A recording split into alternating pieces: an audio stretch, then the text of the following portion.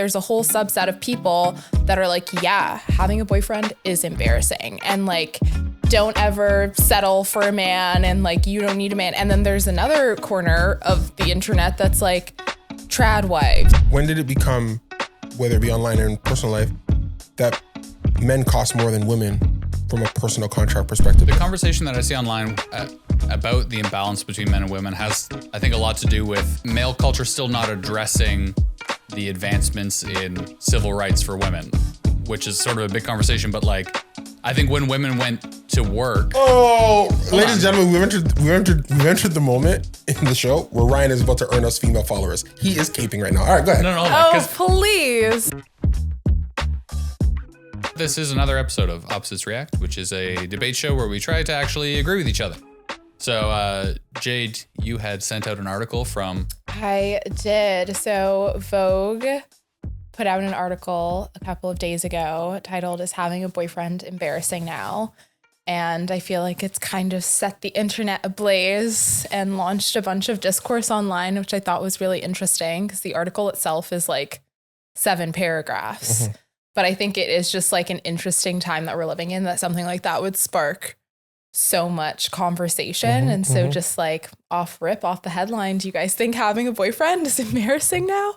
Or posting your relationship online, or like being publicly partnered? I've always found the word boyfriend or girlfriend very infantilizing. Mm-hmm. Even when I was a teenager, I thought it was embarrassing. Mm-hmm. But I think the article touches more on like, influencers are losing followers if they hard launch a relationship, and like basically being in a straight relationship is, are we still saying chuggy? Do we still say that? We can say chuggy. This is a safe space. I haven't heard it in a while, but okay. I'm going to go back and change it so I don't date myself. It's cringy. I don't know, like online life versus real life is so different. I think in real life, having a boyfriend is maybe not embarrassing, but yeah, I don't know. I feel like it's interesting because like, maybe just like as a Gen Z or a young person, internet culture and like culture have like merged in this really weird way that I almost feel like the attitudes or like dispositions of like influencers or like it girls has a way of trickling down into like people's attitudes just in general. So I thought it was an interesting concept. I think that like for me, I feel I would be curious like if it just feels so gendered to me. Like, I think the idea of like having a boyfriend and like being in a heterosexual relationship with where we are in culture feels embarrassing because it's almost like there's been this push of like men are trash kind of, or it's not something to like be coveted, to like seek out male validation or approval. And so for these girls who have these following of other girls, they're like, I don't want to see your boyfriend. Like, show me your outfit. Show me like your life. And this is just like another side accessory, even on your wedding day. It's like, he's this obscured figure that's like kind of there. He's just Ken. Oh my gosh. Even like with the Barbie discourse a little bit ago. But I honestly think for me, I think it's maybe not so much having a boyfriend is embarrassing, but like dating is embarrassing. Expand. I think just like admitting to like wanting love or wanting to be in a relationship or wanting to be partnered as a woman feels like there's like a shame in that. Why? I think just like,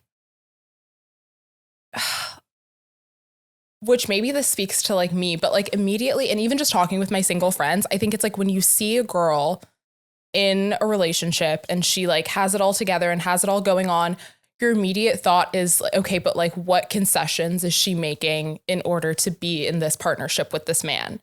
And I think that like, it's something that everyone's kind of low key aware of, but nobody really talks about. I don't even think that your friends in relationships would be honest about the fact that they had to make concessions in order to be a girl with a boyfriend in a relationship. Because I think that's just the nature of relationships. But I think doing that as a woman now, because everything's so politicized, that's like shameful. It's like, how dare you make a concession to be in a relationship with this man and like have a boyfriend? That's so embarrassing, versus being this like fully self-possessed, you know, independent woman going out into the world. I have so many thoughts about what you just said, and I'm not sure which one to run with first. it's so interesting the way that we think about relationships now, because I keep hearing people say like, you don't owe anyone anything. Mm-hmm. And I feel like people have just fundamentally forgotten what human relationships are, which is like, they're based on reciprocity. So, you know, I give you something, you give me something, but that something is not a transaction. It's like when I am sick or depressed, like you support me and then I support you because we're friends. And you talk about like concessions in a relationship, but like, isn't that just what having any kind of relationship with another human being is? Like, yeah, you can't live entirely the way you would live when you're single, but that's kind of the perk is that I give up, you know, being completely independent because I want your companionship and we're combining our finances and, you know, all these things that throughout history have been the benefits of relationships.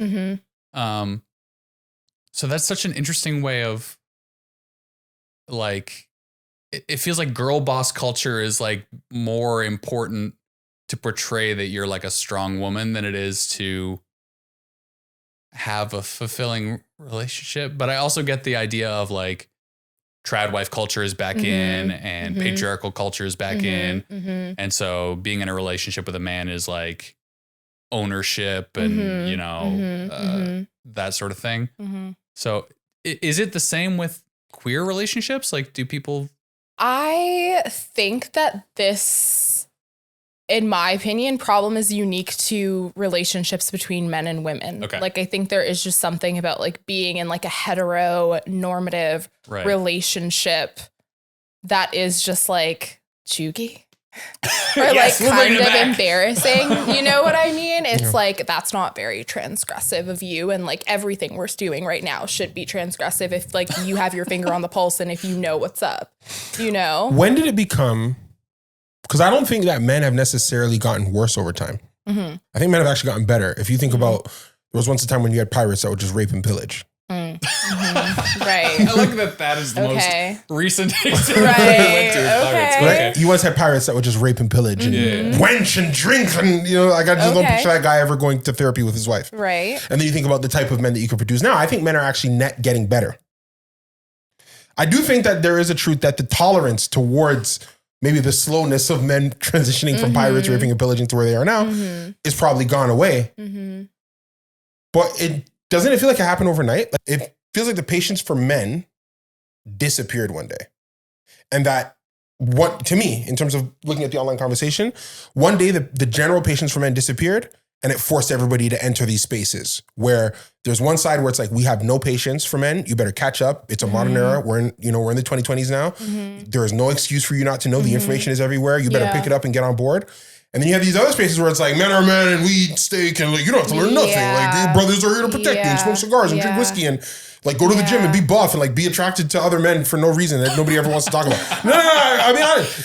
When I look at like some of those alpha guys, I'm like, it's giving gym and strong, also giving, Right. giving gay. a little bit, right? Yeah. And that just became a thing out of nowhere, and like the prettiness of men, but like and your brothers and the like. And look, I'm a guy's guy, and I'm very affectionate. But you know, even I'm kind of. But it feels like that happened overnight, and I think it's because the patience for men just disappeared one day. Yeah. I think also too, you both touch on something that is just so true and so interesting. I think especially with these like online conversations is we're just so polarized right now that it kind of feels like with something like this article, it is like it takes off because it's like there's a whole subset of people that are like, yeah, having a boyfriend is embarrassing and like don't ever settle for a man and like you don't need a man. And then there's another corner of the internet that's like trad wives who are posting about their husbands and their like domestic life. And it's like, it feels like, what about people in the middle? There is no middle. It's like you have to choose a camp. Well, I think, and it makes such a big statement. But I also don't know that that's true. No, it's not functionally true, but I think online it feels true. Because I know stay-at-home moms that have identities and lives, you know. Yeah. Do you know what I mean? Like they're homemakers. For sure. But in their homemaking, they have great friends, they have great connections, they have great social groups. They're part of their entire life isn't, I'm here preparing for my husband to return. Right. You know? Right. It's not that. Yeah. I've known a lot of stay-at-home moms that are busy. Like when I get someone says she's busy. She's doing something right now. I think also too, the thing with like, even like stay-at-home moms or even going back to just like, and I don't know if that's an inappropriate parallel to the trad wife thing. I was just being no. But I think even with the internet of it all, it's like these like notable trad wife influencers, they also are running these businesses where they're posting about being trad wives. That's ironic. Yeah. You know what I mean? Like they're actually very hardworking women. Yeah. But I think with that, I don't know, maybe people just being critical of being reliant on a man for your security or stability. Part of what you're talking about with like these perceptions is that when you're talking about a heterosexual relationship, it's like everything's stereotyped now. Mm-hmm. So if you're in a straight relationship, there's already a list of assumptions of what that means. And especially with our current climate, it's like, well, that probably means that you're being subservient or your man is trying to own you or dominate you, or it means, all these things. Yeah. And like there in real life, you're like, here's my boyfriend. Let me introduce you to my friends and we will hang out for a night and they will make informed decisions about how they feel about my boyfriend. Yeah. Online, it's like, here's my boyfriend. Oh, well, here are my list of assumptions. You don't have an opportunity to tell everyone about Kevin and how great Kevin is. Yeah. Because people just make snap judgments. So I think it's easier to just like hide Kevin over there. Right. Yeah. People are not going to have an opportunity to judge you on those things. When did we assume that it costs you? Because I do believe in the reciprocity point that you made. When did it become, whether it be online or in personal life, that men cost more than women from a personal contract perspective? Does that make sense what I'm saying? Like for example, when people get into jobs, they say it's like the social contract. The social contract you have with society, which is you give up some of your rights and freedoms, but then society will provide like, firefighters, police, hospitals, roads, whatever. Social contract you get in at work. You provide you give up some of your rights and freedoms, which is, you can only go on lunch at this time, you have break at this time, you got to show up on the days that we say, but in exchange you're compensated, and you have this. It's the same thing I think in relationships. Yes, I'm giving up some of my traditional rights and freedoms, but I don't look at it from the perspective of what I've given up. I look at it always, okay, what am I getting? I know what's required of me to do this thing, just like a job or being in society. What do I get for being that way? And then if you don't like that offer, then people quit jobs or people break laws, right? Because they're like, the social contract doesn't work for me. That being said, it feels like people's perception of the social contract across the gender lines in a heteronormative space, it feels like people think that it costs you too much to be with a man. Right. And it doesn't, I never hear anything about the conversation of what it costs you to be with a woman. Yeah. Well, it's true. I think for so long, a lot of the online conversation was around, I guess, being critical of men or how they show up in intimate relationships or how they've fallen behind the male loneliness epidemic or whatever else. So maybe that could also be part of it. It goes like hand in hand with that. But what does it cost you? What does it cost you to be with him? Okay, so we know what it costs you to be with this male loneliness epidemic, worst scenario man. Everybody has that at the top of their mind. What does it cost you to be with a woman? You're a woman. You have friends.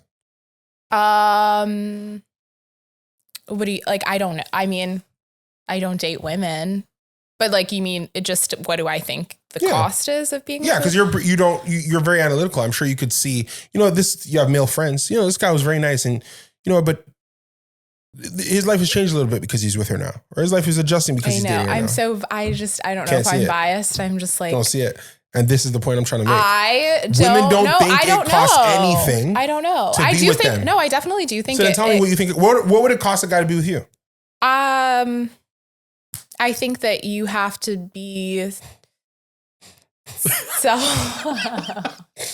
Okay, give me a minute. I'm finding it.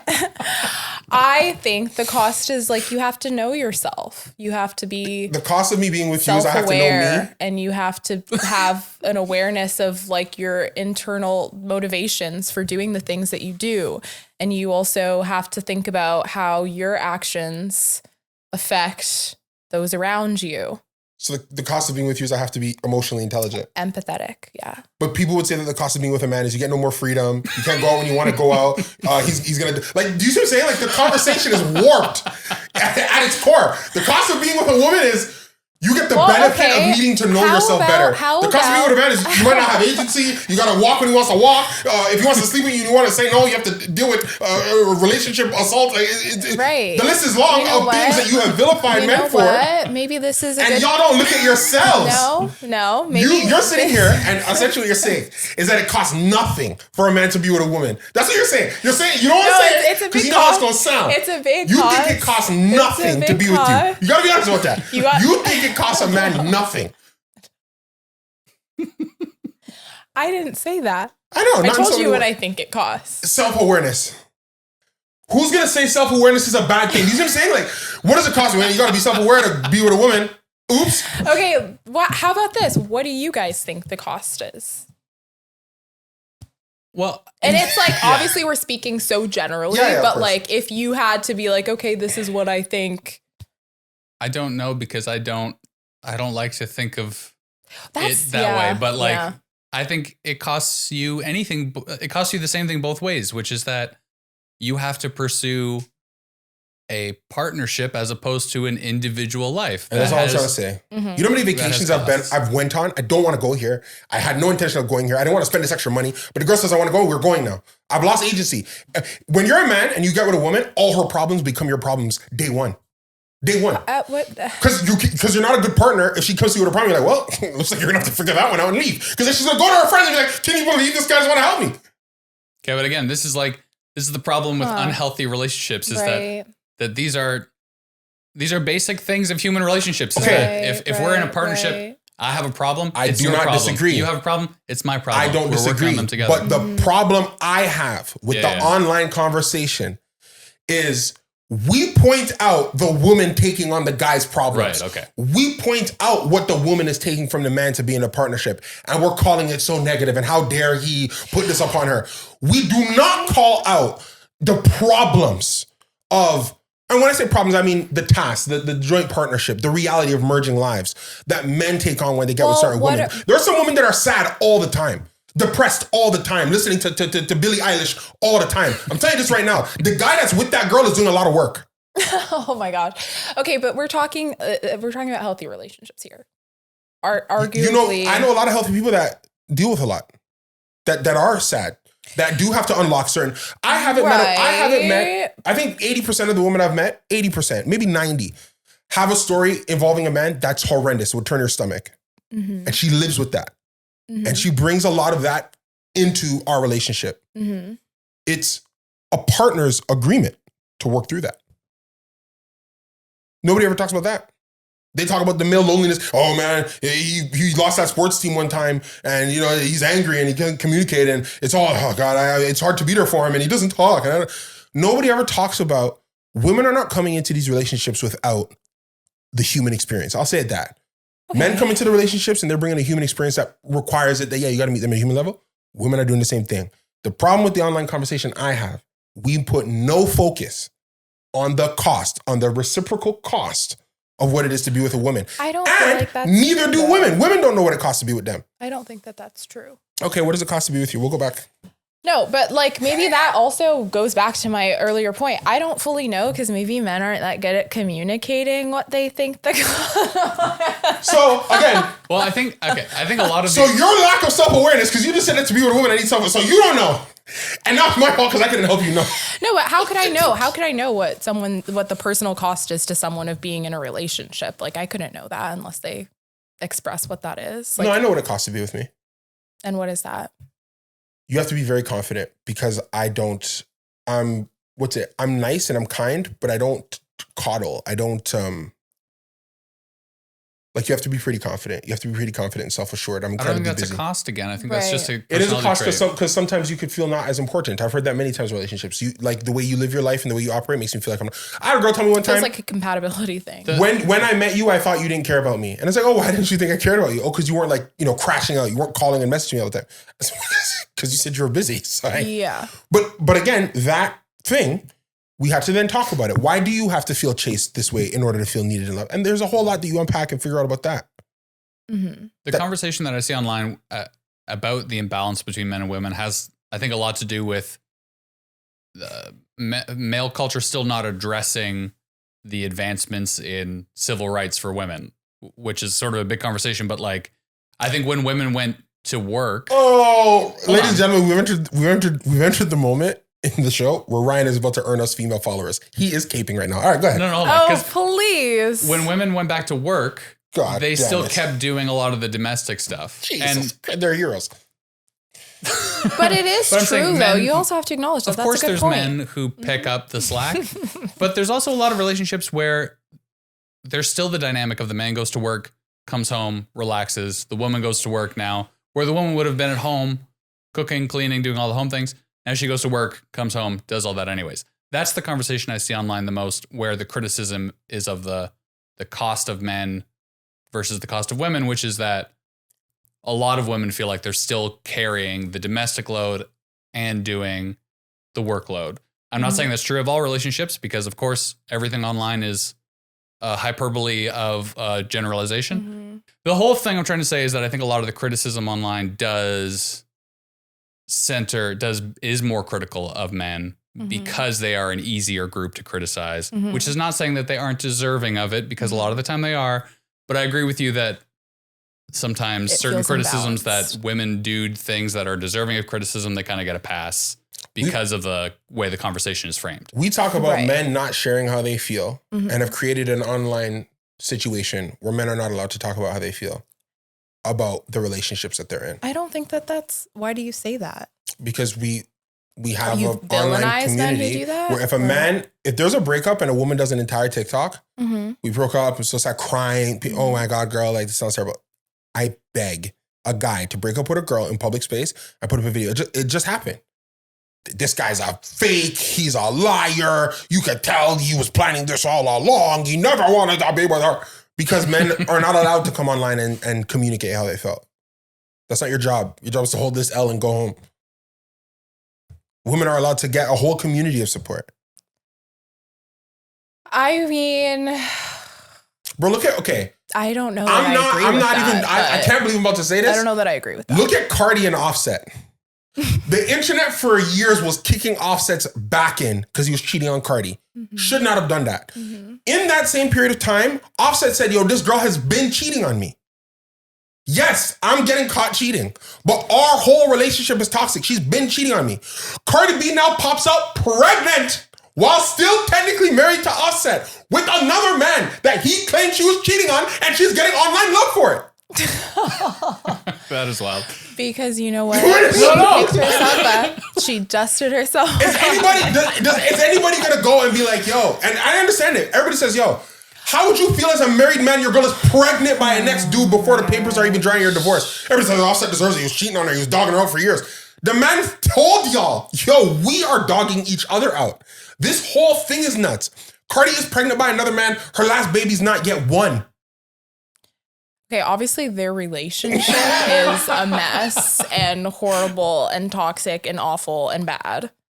But I also think part of it too, why like when nobody want to hear what Offset has to say about this. Might come out and talk about like a breakup and like the ins and outs of her relationship and how she was wronged by her partner and why it garners so much support and sympathy is because I think that in a lot of ways, like women were socialized to be really secretive about, you know, being mistreated, or it feels like, or to be protective. Yeah. And I'm not saying that men don't also feel protective of their partners, but I think that women, we really take that on and we really do that. And so I think that's why there's that uplifting of a woman who is like, oh, this is how I was being treated. Because sometimes even admitting to the fact that you were cheated on by a guy or you were mistreated by a guy, it feels like it says something about you just because of societally the attitudes that we have around these things. I think that's in immature spaces. I don't think that translates too much longer. I've never seen a girl say I got cheated on. Guys, but man, this girl's crazy. I think a lot of it too is just maybe like a recalibration in a way. Like we've had these rigid social scripts of what it looks like to be in relationships. And now we're sort of reimagining that. And maybe part of that includes a lot of discourse online where it's like men are embarrassing. I just think we're creating the scenario that we don't want, which is we created a world where if you want to be with a man, I'm being extreme. You're some ditzy airhead who's willing to give up all her personal rights and freedoms, especially if he has wealth, So if you desire to be with a man with money, you're a woman who's only about her money. You're going to be entirely disrespected. You're going to get cheated on. You have to accept this. This is all part of the trade-off that you're making.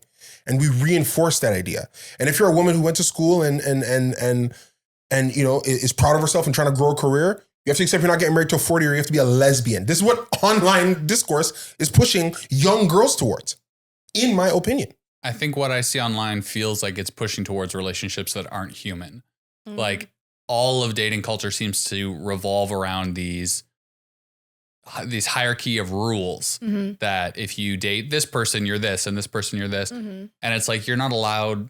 We're supposed to be like so socially progressive now, but like, you're not allowed to make judgment calls on an individual basis on a person. You're supposed to make judgment calls based on like, what gender do I date if I'm progressive? What political alignment do I date if I'm progressive? What, like all these things. And then I feel like you get into a relationship and you're like, well, these are the list of things I need transactionally. And then again, like it's not a relationship based on reciprocity, based on like human connection. It's just like social media or the internet has told me that these are the keys to a relationship. And if I don't have them, then my relationship is not the proper online relationship. No, I feel like I've even caught myself too, where it just infects your brain. It just does. Where it's like, oh, like a guy does something like decent or kind. And then it's like, I'm like, oh, that was nice. And then I'm like, bare minimum. Like, don't even go there. That's bare minimum. You know what I mean? It's like, everything is so political. Even something as messy as like attraction and desire, which is hard.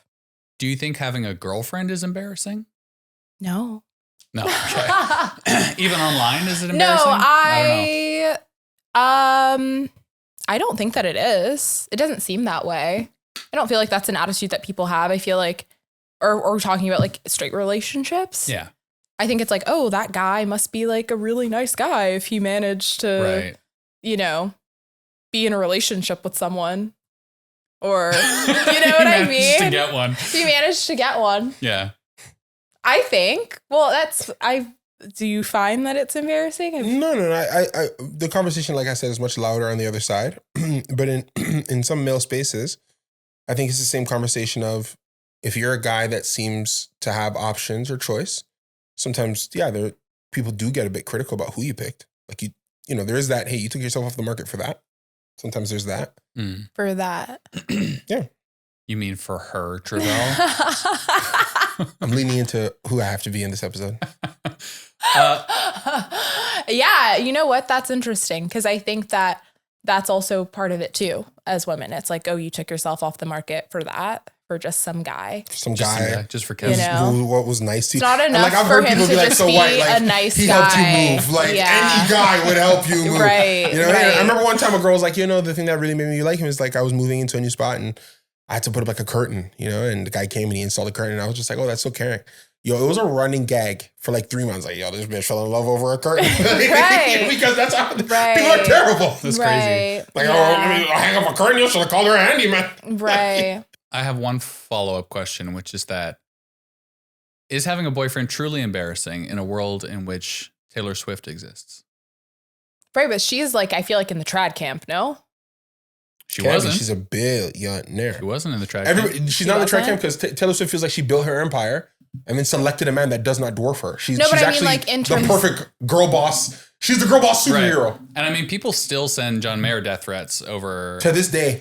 So clearly people care a lot about who her boyfriend is. Yeah, to this day. But I feel like in the sense that it's like like, yes, she's Taylor Swift and super powerful and super influential, but like her whole brand is that she's not giving Beyonce. Do you know what I mean? It's like she's selling out stadiums, but she's also like kind of a little bit awkward and like has some girl next door appeal. Maybe I don't know. Do you think Taylor Swift gives girl boss? Represents this like all American ideal. Do you think Taylor Swift gives girl boss? In the parts of the online that you see, I definitely think so. Yeah, because she has so much influence and so much power. But that's why I go to his point. All the girl bosses I could think of, most of them except for Oprah, got married. Mm-hmm. And if Beyonce got divorced, people would care a lot about who Beyonce dated. Yes. Yeah. Yeah. I wonder if it's a distinction between Even J-Lo. I mean, we have ran 15 years of tabloids on J-Lo's choice of relationships. yeah. Right. Because of what we think about her. It's not the guys. Mhm. Because they went on to date other people. Nobody cared. Well, yeah, maybe that's also part of it too. It's like as a woman, you are scrutinized for the choice that you make, you know, especially if you consider yourself to be empowered or a catch. Yeah. It might be like a distinction between celebrity and influencers because I think celebrities, although people have equally parasocial relationships with them, like I don't think any random dude thinks, or dude or woman thinks that she's going to date Taylor Swift or that she's like on a personal relationship basis with Taylor Swift or Beyonce or whoever. Whereas I feel like a lot of being an influencer is giving the illusion that you're like accessible to your audience. Right. And so then like if you're dating somebody, I feel like your audience almost feels entitled to be like, girl, don't like, not him, you know? Yeah. Whereas obviously they're not going to do that with T Swizzle. They're going to be like, oh my God, he's all American boy. Yeah. So exciting. Have you guys heard of soft launching? When you soft launch a relationship type thing? Yeah. What's the distinction? So I feel like it's even just like not influencers, just like regular people talk about like soft launching their relationship. It's basically like maybe you get into a relationship and you like post like a hand or like 2 plates out at dinner, but you don't actually like post the person. You kind of tease that like I'm with someone, but you don't really know who they are because like I'm just private. Or what is it? It's like private, not a secret. Yeah. But this is like regular people that are posting like this. Yeah, I've heard of this. I think sometimes for women, it's a good defense mechanism. Because maybe maybe in your single life, there was a lot of guys that were vying for your time and attention. And, you know, instead of going through each and every individual one, hey, I'm dating somebody, it becomes easier to just post a photo of you really, really cozy with a guy that's not them. And then they kind of get the hint. And it probably makes your online life a bit easier. I guess too, like people's feeds have become much more important to them. So like not having the face of someone on there is important in case you break up because then you don't have to like erase them. Or just not wanting to be embarrassed too. Like back to the influencer conversation, there was this influencer and she didn't post her fiance or whatever until they got married. And then there was like an influx of messages that she got about him cheating. She was like, I'll never post anyone again. Like so verified reports of him cheating? Oh, like he was cheating on her. Yeah. Oh my God. Yeah. And she found out through DMs. Through posting him after and people being engagement? Like, oh. Did she stay with him? No. Who is this? So I think that's also part of it too. It's like true? It's risky. This is true. An influencer posted a guy and then immediately got told, oh, this guy's cheating on you. I just think that online, and I'm fine with it, but I think the online conversation skews only in one direction. I don't think that women make any acknowledgement of their part in the social contract and in the reciprocity of partnering. Thus, it becomes easy to have conversations that surround the cost of partnering with men. And I think that forces some men to mitigate those costs and try to be better. That gets some men angry to double down and make those things cost more.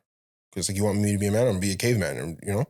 And there are some guys who I think find themselves in the middle that just feel so assaulted by the consistent conversation around their weaknesses that they probably would love to be better at, but it's not an immediate thing. It's a process. And I think they worry that society has no time for them to figure that out better. Yeah. Yeah. And I think from the woman's perspective, maybe it's that, again, making a very general statement, but I think in a lot of ways, just because of the way that women are socialized, we internalize a lot of shame. And so the stakes feel a lot higher in terms of like not wanting to do something that will publicly embarrass you. Yeah.